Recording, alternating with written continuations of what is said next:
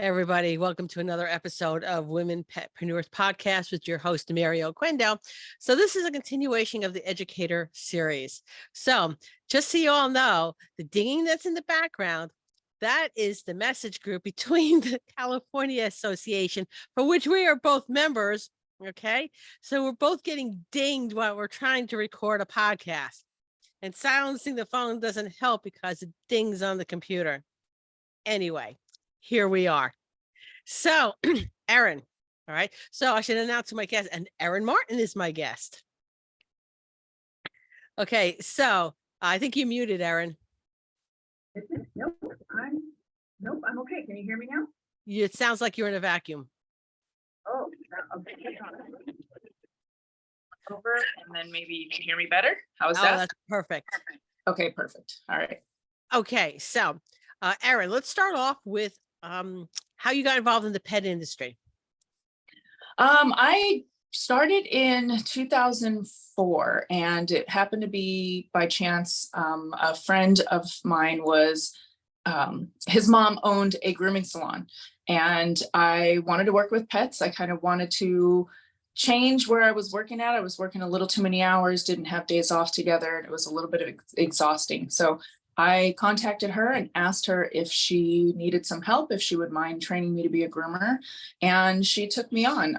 That was with Donna Skura, and I mentored under her for a year before she retired. Okay, cool. So you're known in the pet industry as a creative groomer. So Yes. how is that? Tell me about that first creative groom you did. So the extreme contest grooming.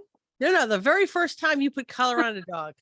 The very first time was it was a pack of dyes that I had seen at one of the shows, and they were temporary dyes, and it was pink, yellow, and blue.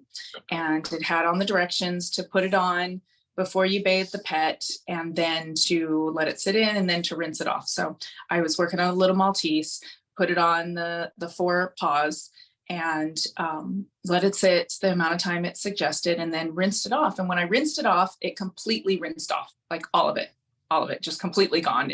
Looked like I hadn't even done anything to the dog. And I checked the package and I went, oh my God, it totally rinsed off. And I didn't have anything else at the time to use. So I bathed the dog, and then before I dried it, I put a light coat of that on, combed it through, and then dried it into the dog, blow dried it into the dog. And then I told them, if you wash the dog, it's going to wash off. It's completely temporary. It will completely wash off. And I used that for a while before I ended up finding out about chalks. And the chalks that I used were pastels, like art pastels, because there were no chalks to actually purchase. It was either sidewalk chalks or pastels. And I used pastels for a while until I found out about chalks through Dawn Onboy online, and seeing this was back when we were on Pet Groomer, petgroomer.com, I think, and Groomers Lounge, the chat forums. And all right, just for a little bit of a throwback, what was your name on petgroomer.com? Oh my God, I don't even remember. Because I didn't participate a lot because I was a pretty new groomer, but I read a lot. I went back through and I read, and I remember seeing a lot of the greats on there, the big names, and that are still around, that are still grooming, and seeing them on petgroomer.com. But I didn't participate a lot, and I don't remember. I think I probably had my own name just because I didn't know what else to put up there. But I don't remember. I could still sign in and see it. I could probably go in and change my password and see it, but I don't remember what my name was on there. So anyway, for the old folks here, I was working Chihuahua. And that's why you had one of your emails as that. Yep. All right. And there's a story behind that, which we will not get into. But anyway, you can ask me privately about it if you see me at trade shows. But okay. So your first creative groom was that Maltese? Yeah, and it was in I didn't start doing creative grooming until about 2009, maybe the beginning of 2009, because I think I went to the trade show in 2009, Pasadena, and saw the package there and bought it there.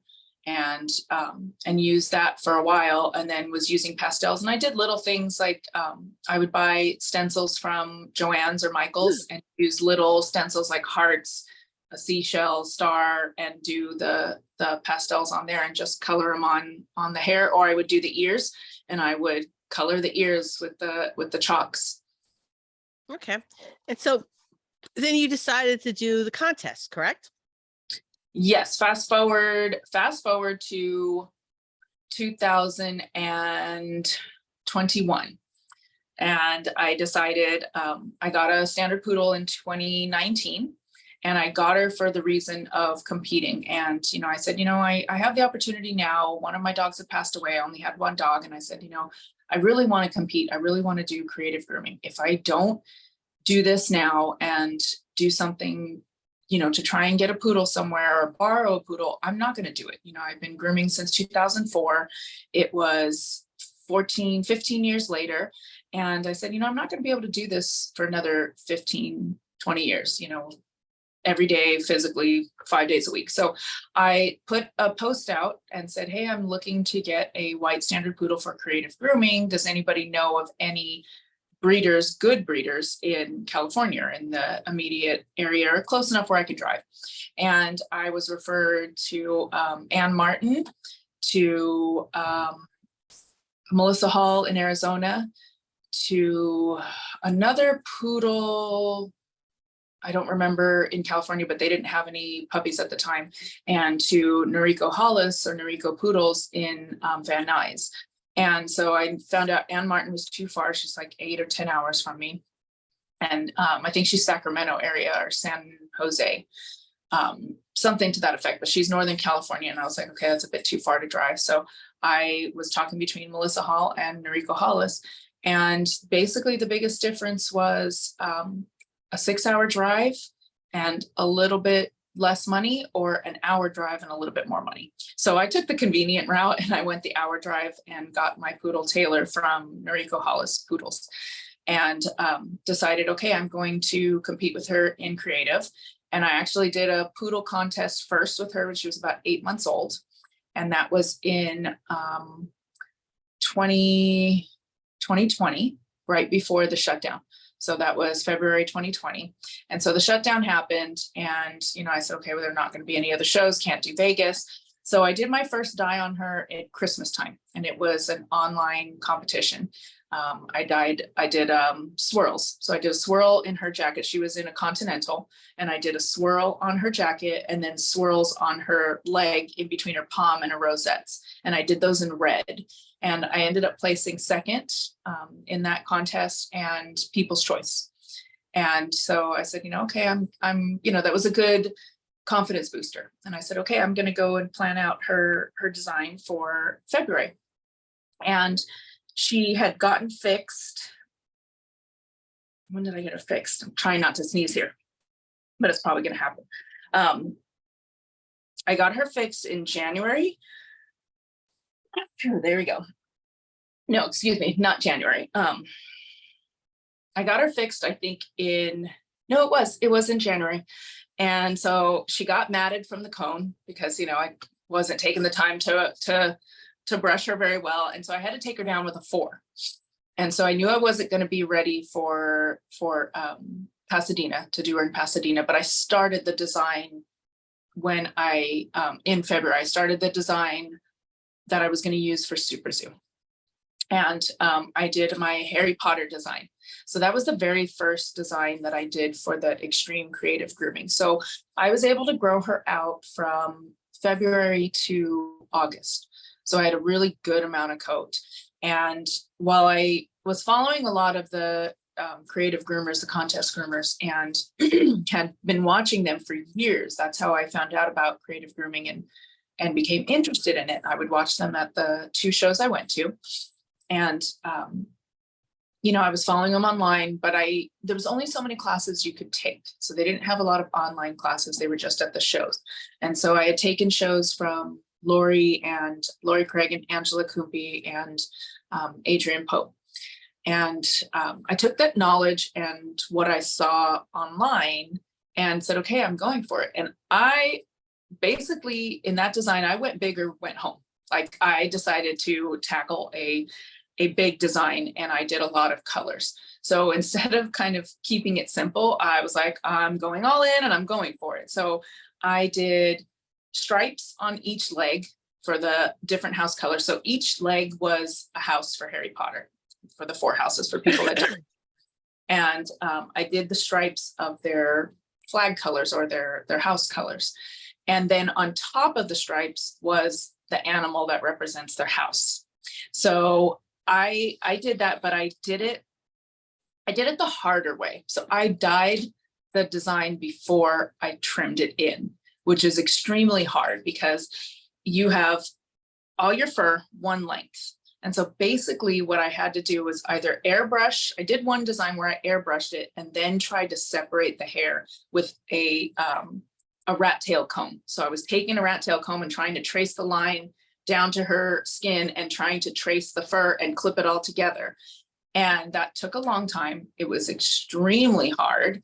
And I did that for all 4 legs because I didn't know that it was much easier to trim your design in first on the white fur and then dye it. Because once you trim it in, you then have an outline to follow. You then have a guideline of, okay, this design is what I'm going to color. So basically I did it the opposite way. And it's really hard to do that because I had no borders. I had no lines to stop at. I was basically kind of tracing it and visualizing it in my head. And it came out okay. The animals came out okay. They could have been better had I done it the other way, but these were the things that I didn't know at the time. And so I dyed the animals first, and then I went back through and I dyed my stripes. And then I did the house shield. So the Hogwarts, which is the castle or the school that they go to. I did that shield on her back. And then I did the back of her head, and her ears were an owl, were Hedwig, which is Harry Potter's owl. I did that as the back of her. The front of her was Harry Potter. So her top knot was the sorting hat. So it was a cute little witch's hat. And the front of her was the cape that they wear, and then the white shirt that they wear to their classes, and then the tie. And then her legs were the cape basically in the pants. And then I gave her little shoes. So I trimmed little shoes in, and her tail from almost the back of the shield on her back to the palm of her tail, her tail palm was the broom.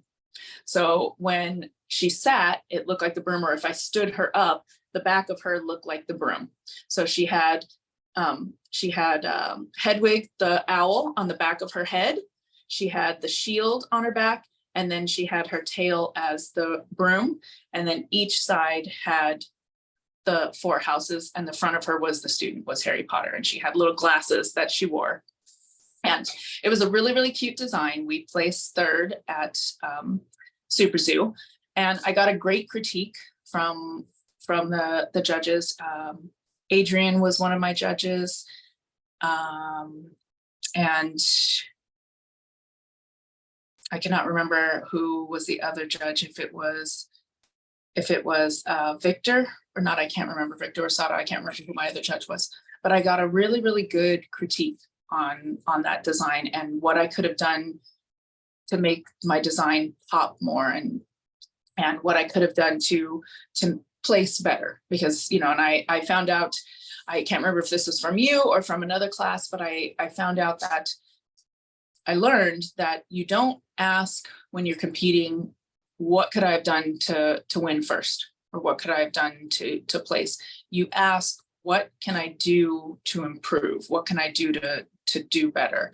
What can I do to place better? Or to improve myself. And I got a really good critique on that. One of the things was I needed to have straighter lines, crisper lines. So my stripes on her legs were jagged. I didn't go in and trim and neaten them out. So when you looked at it, yeah, you saw the stripes and it was an impressive groom, but it was kind of crooked. And when I did my online contest with that same groom in October, I went in and I trimmed the lines. And when I look at the pictures, it's night and day. It makes a huge, huge difference. And I used, for my airbrush, I used Opaw's airbrush inks.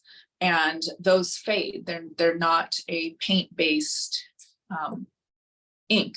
And so when I put it on before we went on stage, it was vibrant, it looked nice, but by the time we got on stage and got judged, it had faded a lot. So my black H for Hogwarts, the eyes on the animals, the outline, everything like that had faded a lot. And it didn't look as vibrant, where when you use the Dr. Martin's Bombay India ink, that is an acrylic-based paint, not an ink. And that goes on and it's vibrant and stays vibrant. It doesn't soak in, it doesn't absorb, because it's an acrylic paint, and it washes off. Like as soon as you wash the dog, it comes right off. And those are things that I learned on how to make my design better and make my design pop. And that's still probably one of my favorite designs, one of my best designs, because for a first time competition design, it was very complicated. It was very hard. It took a lot of days and hours of planning it out and doing it. But I was very proud of it for being the first time I'd ever done something like that. So I'd never done anything like that on a client dog. That was my first extreme creative groom. Awesome. So what made you decide that you wanted to teach creative grooming? What was the thought process behind that? That groom, basically, that competition and that groom, and finding out so much more afterwards, and in my critique, and realizing that there aren't classes showing this. Angela and Lori do a fabulous job with their classes, and you learn a lot, but they only do so many. They only do so many. There's not a lot. Those are the three main ladies teaching creative grooming classes, at least at that time. And there wasn't a lot of information online to find out about. And the classes at the shows, there wasn't a whole lot of them. There's only so much they can do at the show. They couldn't do full dyes because they had nowhere to rinse and blow dry the dog. And they're limited to an hour or 2 hours. And I also wasn't attending any West Coast show or East Coast shows. So I only had 2 shows to go to learn from. And so I decided, I want to be able to bring this to groomers like me that are getting into creative grooming, that are not new, but maybe new to extreme creative grooming, and even ones that are new to creative grooming, period. I wanted to be able to provide to them what I learned along the lines the hard way, and not just in that extreme groom, but even before that, when I was doing creative grooming at the salon, I learned the hard way. I learned by mistake because I didn't know of other ways to learn. I didn't have access. I didn't have the means to be able to do a private lesson with Lori or Angela and learn about these little tips and tricks of creative grooming. And so that's why I decided, I want to be able to provide this to other groomers so they don't have to make the same mistake. So they have a place to go to get this information and, find it all in one place and learn how to do these little things that can make their grooms in the salon better, that can help them with extreme creative grooming, that can, make them stand out in their area as a creative groomer. Okay. So I know now, was your first classes that you taught online or in person? The very first class that I did was online, and that was for the CBPGA during the shutdown. Right. So in June of that year, we did online classes, and I did a coat carving with my employee's dog, and it was coat carving and an airbrush together. And so I showed how to carve out little hearts in her fur, and her tail was already colored, and I did a little bow. So basically I made her tail look like a balloon, or not a balloon, a kite. So it looked like she had 3 hearts in a row, the little bow for the end of the kite. I remember that workshop. Yeah, so that was my very, very first class. It was an online class. And I did, most of my beginning classes were online before I did my first in-person class. Okay. So let's jump to your first in-person class. Where was that? That was in Fallbrook. I did a workshop in the fall, and it was for fall leaves. And that was the one that was supposed to be with you and I, and it was supposed to be both a webinar and an in-person workshop. And technical issues won that day, and I could not get the camera and the internet connection to work. She had a bad internet connection and it kept cutting in and out and kept dropping, and we couldn't do the webinar part of it. But that was the first workshop I did, and I think we had 8 or 9 people in attendance. And I showed them how to trim in 2 fall leaves, and then how to dye them, and then how to trim the details in afterwards, and finish with chalk and glitter. Okay. And what was your first class that you taught at a conference? The very first class that I taught at a conference was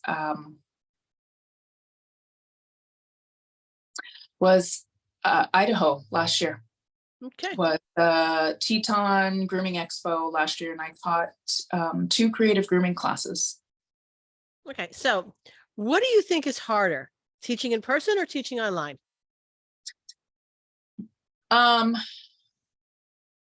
I think teaching in person is a little bit harder because you're limited in time and you're limited to what you can do depending on where you're at. When I do a webinar, I can do whatever I want. I can do it for however long I want.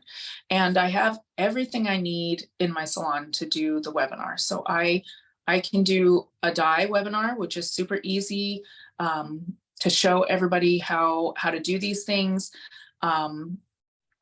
It's, you know, I'm not restricted by anything. Where in person, you have restrictions where you're teaching, what you're going to teach, even the demographics, where the location is. So what can you teach to that location? So it just kind of depends. If I'm doing a seminar in Ohio, it may be hard to do a extreme creative seminar there because that may not be as accepted. Or even in Idaho, let's say maybe Idaho is a better example. It may not be as accepted there. And so there may not be a big demand for extreme creative grooming. So for there, I might do better doing a seminar that shows temporary designs and temporary designs for the salon for your clients. So simple things like maybe ears, tails, maybe a little design on their side, but something that's temporary. Where maybe in a seminar in the East Coast or the West Coast, I could do an extreme creative grooming because it is more accepted and not such a frowned upon thing. There's more of a demand for more extreme creatives, an animal print, design on the whole hip or something like that. So you're restricted. And then if you do it at a convention, you can't necessarily do a how to dye look unless you have assistants there and you have 2 dogs or you have the other dog, because you have to show them how to dye the dog, but then you have to have someone take that dog and rinse it, blow dry it, brush it, bring it back, because you're not usually teaching your seminar in the bathing area because that's being used by the competitors. So it's kind of hard to do that. And you could have a bucket of water, but you need a really small dog. You need to be able to rinse it. You need to blow dry it. So now you're blow drying while you're trying to teach a seminar and talking over a blow dryer. And you're limited on what you can do, what you can show.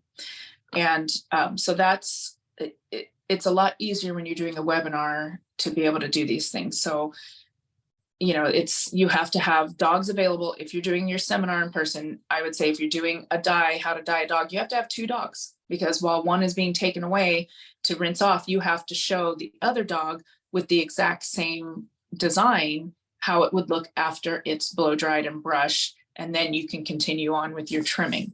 So it's a little harder on what you want to teach, which is why, there wasn't a lot of classes available when I was first learning to do that. You had to go and take private classes, and there weren't a lot of those. You could arrange a private one-on-one, but there weren't a lot of seminars done in places where they would show you how to do that. I would have to pay for an airline ticket, for a hotel, go fly out, pay for a one-on-one lesson, and do that to learn that kind of stuff. All right. So let's go to the very first class you taught, which has been online for the CPPGA. Mm-hmm. Okay. What did it feel like to teach that first class? It was really, really nervous, just to make sure that I didn't forget to show anything. And that my employee's dog that we used was kind of squirmy and she wanted to turn around and face her mom.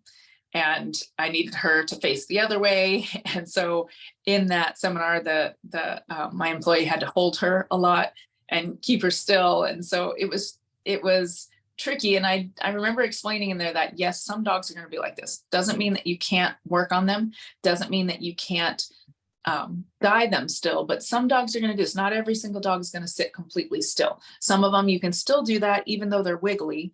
Doesn't mean that they're not a good candidate. They're just sometimes wiggly, or they want to turn around and face you.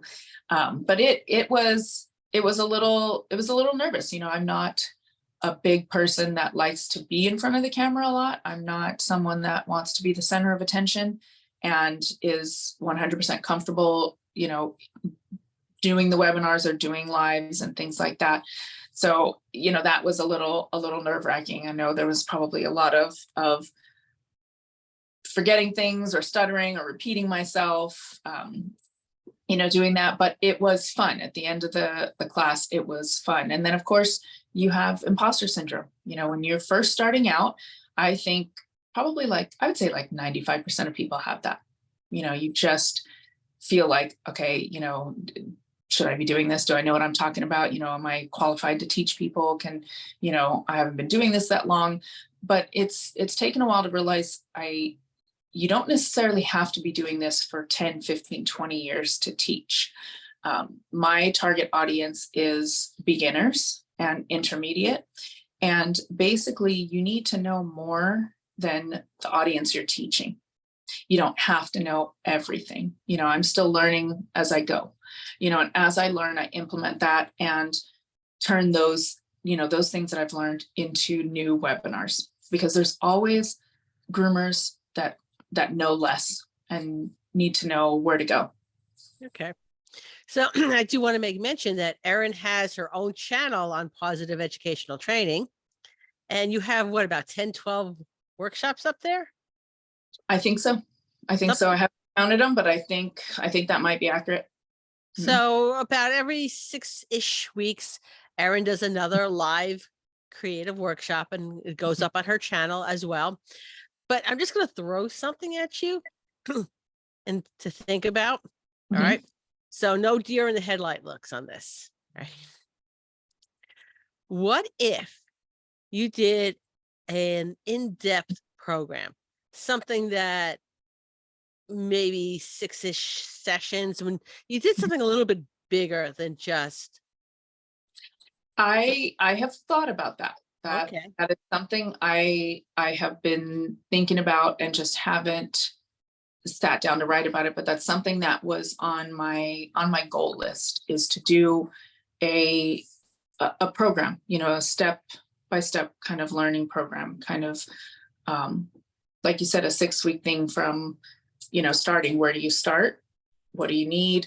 All the way to progressing to doing an in-depth extreme creative, like doing maybe a teddy bear on a dog's back or something like that, where you have to do details. But I've thought of that and just haven't written out a plan for it. We're going to discuss this when we stop recording. I knew that's where it was going. Yeah, of course you know that where it's going. So I'm sitting here thinking, she doesn't have a program like that. Why doesn't she not have a program like that? But anyway, we shall discuss that once I stop recording. But anyway, moving it along. So advice for somebody who is, like I said, one of the things I think people think when they have to teach is like they have to know all the things. You don't have to know all the things. No. You just have to know what you're teaching. Yes, that's because it's impossible sometimes to know all the things. They're always learning stuff. There's always new things coming out. There's always something you can add to your knowledge to improve yourself, to make yourself a better groomer, a better educator, a better, speaker. There's always something you need to know, but the thing you are teaching, you do need to know that. That shouldn't be something you're just winging it. That is something you need to look into ask questions, research. If you don't know it, put a post up, do a poll, ask questions, find that knowledge that you need to know, because it's also something that you now have, and that knowledge that you now have and can put to use in your other webinars or seminars, etc. Right. And just to like reiterate that point, right? So I'm a first aid instructor, and honestly consider myself one of the best pet first aid instructors in the country. Mhm. Okay. However, I don't know how to do simple surgeries. Does that make me less of a first aid instructor? No, that just means you're not a vet. It just means I'm not a vet. It That means just means you're not a vet. it's out of my scope. It's not what I'm teaching in this class. Yeah. All Mhm. right. So Yeah. anyway, so like I said, Erin and I are going to have a conversation as soon as this ends. Yeah, because that kind of is along the lines of my plan B. And I know you've done webinars on that, and you've done podcast topics on that, because I can't continue to groom every day for the next 15 years. I want to be able to step back and plan that plan B, so that way I can start to supplement that income of grooming every day with the instructing, and being able to do that and build on it and make that something that is available, that I can teach at other conventions, that I can travel and teach to other groomers in other areas, not just the webinars, but be able to travel to different conventions and offer those classes and do that. And that's something that I want to develop and make that more of my everyday thing, where maybe I'm doing 1 or 2 days a week of just creative grooming, because that is my goal. I want to be able to get to where I'm just doing creative grooms. Okay. And the whole plan B thing, just to let everybody know, the October Positive Educational Training Summit is Life After Grooming. So 10 hours of things you could do and not physically groom. But yeah. So by the time this airs, the Colorado show will be over, which I know is the next place you're teaching. So after the Colorado show, is there any other in-person trade shows on your schedule? For me, yes. My last one will be Super Zoo. So that'll be my last competition with Taylor for the year. I don't fly with her, so I don't go to the East Coast shows. I'm only going as far as where I can drive and where I'm comfortable and it's reasonable for me to drive. A drive cross country, that would be probably a 2-week trip for me. And at the same time, do I want to drive cross country for a competition? I want to do. I'm going to reiterate a point you made earlier. Okay. So when you got Taylor, your choice was to drive an hour, spend more money, or drive 6 hours and spend less money. Okay. Yeah. So that was 5 hours of driving one way, 10 hours of driving. Yeah. Mm-hmm. Okay. Assuming you're going to spend the same amount of time at the actual place, the difference is 10 hours of your time. Yeah. Yeah. Okay. And that's that's something I want to highlight, because your time has value and it's worth something. Yeah, absolutely. So if all the difference between the two poodles was the time it was going to take you to get there, that's a huge consideration. All yeah. Right? Yeah, absolutely. You probably saved way more money, spending more money on that poodle that was in California, rather than driving an extra 10 hours for another one. Easily, because I had to factor in gas going there. And I know me, I wouldn't have turned around and driven right back. I wouldn't have driven 10 hours in one day. I would have stayed overnight. So I would have had to factor in a hotel, which means I have to factor in eating dinner that night, eating something for breakfast the next day, and driving back. And I would have to do that over the course of my 2 days off, because I wouldn't have taken time off from work to do that. So, I had to think about that too. I'm losing 2 days, and going out there, spending this extra money, or do I want to drive 1 hour and I'm going to spend more and I'm going to be home in an hour? It's going to be maybe a 3-hour trip at most. And that's basically what it was. And, it was just so much less stress for me, just easier. I didn't lose out on 2 days of driving and traveling and doing that. And it was just easy. One day, 3 hours and done. Had my poodle back at home, and it was just easy. I didn't have to get someone to come watch my house and my other animals overnight. So it was, my time is valuable. Your time is valuable. And it was just a better decision than trying to save, several $100s. Like, it was just a better decision. Okay. All right. So Erin, thank you for taking time out of your day to be here. I appreciate it. Absolutely. Of course. All right. And everybody join us next week when I interview someone else making a difference in the pet industry.